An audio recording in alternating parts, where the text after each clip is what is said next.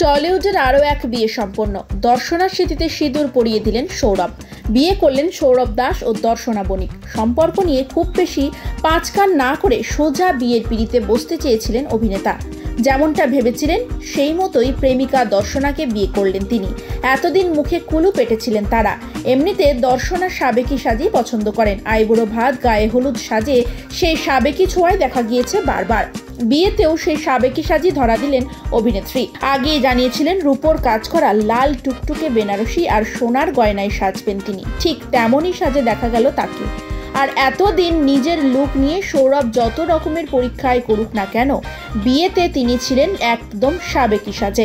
সাদা জামদানি কাজ করা শেরওয়ানির সঙ্গে দর্শনার সাজের সঙ্গে রং মিলিয়ে লাল রঙের কাশ্মীরি শাল নিয়েছিলেন সৌরভ। ইদানিং সকলেই বিয়েতে অনেক ধরনের পদ দেখা যায়। সৌরভ দর্শনার বিয়েতে মূলত ছিল বাঙালি খাবারই। বাসন্তী পোলাও, চিংড়ির মালাইকারি, ফিশ ফ্রাই, পাতুরি, পাঁঠার মাংস, সব ধরনের খাবারই ছিল বিয়ের মেনুতে।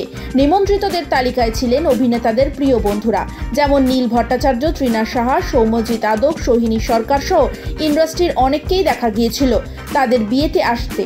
এবং দেখা গিয়েছে সৌরভ গঙ্গোপাধ্যায়ও তাদের বিয়েতে এসেছেন। বিয়ের পর এখনই মধুচন্দ্রিমার কোনো পরিকল্পনা নেই সৌরভ এবং দর্শনার। সম্ভবত মার্চ এপ্রিল মাস নাগাদ ঘুরতে যাবেন তারা।